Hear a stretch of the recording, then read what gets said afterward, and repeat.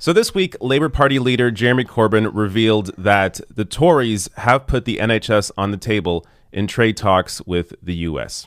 So in a run-up to a general election here next month in December, something like this is vitally important for voters to know, to understand that if you have a Tory government, you're likely going to see the NHS at least partially privatized, or you could say maybe Americanized in certain ways. So let me show you first the clip that Labour put out, and then I'll get into other responses to this that also back it up.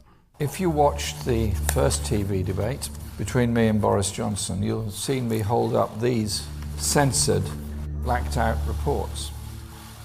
Pages and pages of censored, blacked out reports of secret US and UK talks about breaking open our NHS to US corporations. He told the country there was no circumstances whatsoever in which his government or any Conservative government would put the NHS on the table. What I have here is something I can reveal to you. 451 pages of unredacted documents and information. These uncensored documents leave Boris Johnson's denials in absolute tatters. We've now got evidence that under Boris Johnson, the NHS is on the table and will be up for sale. The Conservatives said this was nonsense. The documents show that we were right. In fact, negotiations have advanced even further than we feared they had. So now we know, direct from the secret reports, that they never wanted you to see. The US is demanding that our NHS is on the table in negotiations for a toxic deal. Mega corporations see Johnson's alliance with Trump as a chance to make billions from the illness and sickness of people in this country. This election is now a fight for the survival of our National Health Service as a public service free for all at the point of need.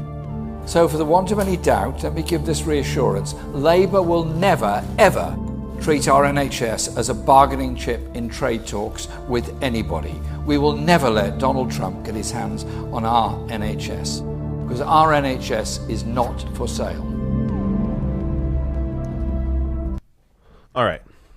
So that's kind of the gist of it, of what happened. Now, if you're watching this, like someone as me, as a video editor, someone who went to school for video editing, I look at that and I think, oh, the ominous music, they're trying to make the scene really, really horrible, really sad. But you look into it and it's true. So even if you want to argue that, oh, Labour just, hanging on to this as a way to get votes, you can't ignore the actual facts behind it. So let me show you here. The executive editor of politics at HuffPost put out this tweet here saying, a key section of the Jeremy Corbyn document, drug patents will be key consideration going forward. Sounds like confirmation the NHS drugs pricing is on the table. So you can see it right here. Key consideration going forward. So, I mean, do I have to tell you, most of you watching this likely know Americans pay way more for their prescription medicines than people in the UK or Canadians do. Opening drug pricing up to the US, or drugs to the US, obviously would have a negative impact for consumers. So this is what you risk if you don't vote for Labour. Now, I want to show some more here. I'm not done. English celebrity Richard Osman also chimed in with a good point as well. So he put this out saying, I try not to tweet political opinions, but as it's my birthday, allow me just one. The Tories do want to sell off the NHS, not in one go, just bit by bit until it's unrecognizable.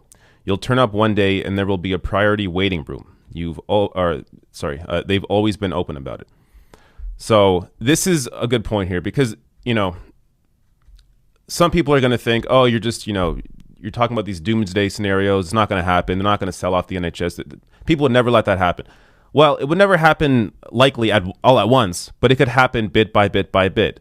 So something like priority waiting rooms or higher drug costs. I mean, this is something that is absolutely possible under a Tory government. And you've seen this kind of behavior from other conservative governments where, I mean, ultimately, during an election, all governments are all parties are going to pretend that they're going to fight for you. But who has the record of actually fighting for people, and who has the record of privatization, of deregulation, of benefiting, of pushing policy forward that benefits those that are the wealthiest and large corporations? So, like, it's amazing to me that some of this stuff has to be brought up over and over again, and you don't just look back in history and just see what these various governments have done, what their philosophy has been, because it's kind of all there. But one potential silver lining to all this is that people appear to be waking up, and voter registration is way up. So as Corbyn tweeted out, 4.1 million registered to vote in the last 5 weeks, compared to 2.9 million in the same period in 2017. Thank you to the enormous efforts of people across the country who made this happen. Real change is coming. And if you follow Corbyn at all, or follow other accounts that have brought this up, Boris Johnson not once brought up the fact that you should get out and register to vote. So while Labour and Corbyn and other people on the left were talking about make sure you get out and register, make sure you can vote on election day, not a peep from Boris Johnson. And it's obvious as to why. They want to keep the vote totals low. When voting is low, conservative governments form, or conservative governments win.